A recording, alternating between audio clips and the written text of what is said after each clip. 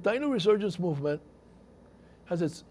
it has some of the typical problems that appear in any popular movement.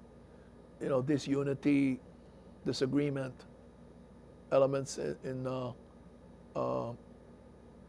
differences of opinion. That happens in any group, whether it's a nascent group, it's like a new group.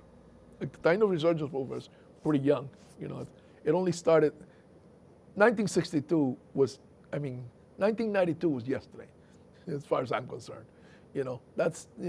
So the Taino Resurgence Movement is still very new, but even in older groups, you see these kinds of divisions. Let's say, for instance, there's among North American Indians here in the United States, there's spiritual traditions, like, for instance, the Native American Church.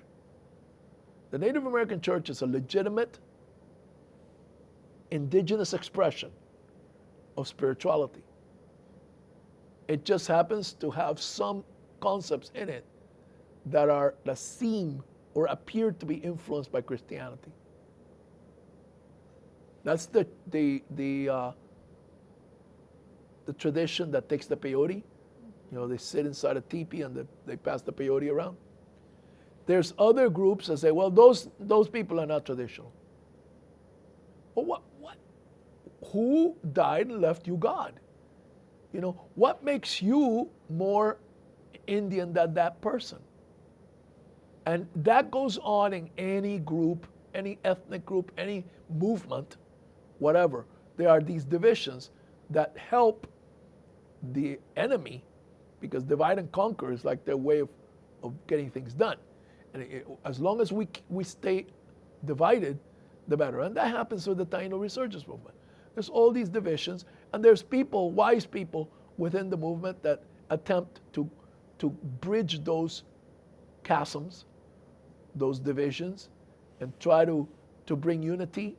And sometimes, more often than not, recently, there's been some success with that, fighting that division. I find it refreshing that there's been like different events in which there's been attempts by the leaders of the communities, by people that are not leaders, just common everyday people, to try to bring some element of unity to the Taino Resurgence Movement. And I try to assist that process as best I can in my own modest way. If I were to offer my opinion on what we are all working for, is to, first of all, regain what was lost. Regain our sense of identity as a people, as an ethnic group. Establish the fact to the world and to ourselves that we have the right to do that. That in itself is a big question, because there are people out there, outside and inside, that have doubts that we even have the right to assert ourselves as an ethnic group, Taínos. Well, you're too mixed. Well, go to any reservation in North America and find me non-mixed people. Huh? Go to Guatemala, where people it is the general opinion of everybody in the world that those are indigenous people, and tell me they're not mixed, because a lot of them are. They're what they call mestizo. Mexico. There's mixture everywhere. That in itself does not give anybody the authority to negate a person's self-identification as an indigenous person.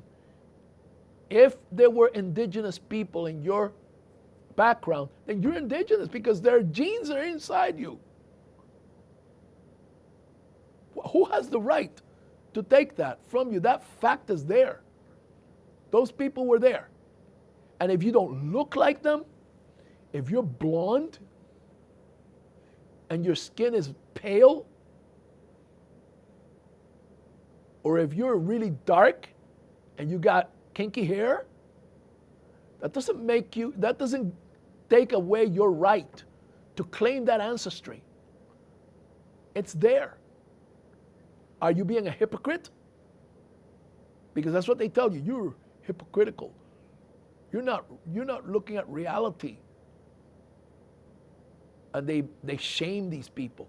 I've seen so much of that going on the internet, where a person with light skin and the light hair, they're actually going out and dyeing their hair black or straightening it and trying to keep a tan on so that they'll be accepted in the Taino community. That's ridiculous. You're Taino. And you're living the lifestyle, that's even more. Because a person that chooses, like I do, to live the lifestyle, to live as a Taino person in the 21st century. Because I'm not going to live like a Taino person in the 1600s. That's impossible. Okay? It's impossible to live as a Taino person in the 1500s. Attempting to live like a Taino of the 1500s does not make you a legitimate Taino. There are no indigenous people in the 21st century that live like their 15th century ancestors. That's ridiculous. Nowhere. So there's like groups, there's whole groups in the Taino Resurgence Movement that if you don't do this, if you don't have this look, stripped down to your skivvies and walk around half naked, and that's the only way that you're gonna be a Taino. That's the only way that you can do ceremony. The way we do it. Again, please. I'm glad that you're doing that. That's very picturesque. That's really great. Very photographable. I love what you're doing. Keep doing it. But don't tell me that I'm any less Taino because I'm not stripping down to a loincloth. Okay? It gets cold in Pittsburgh, Pennsylvania.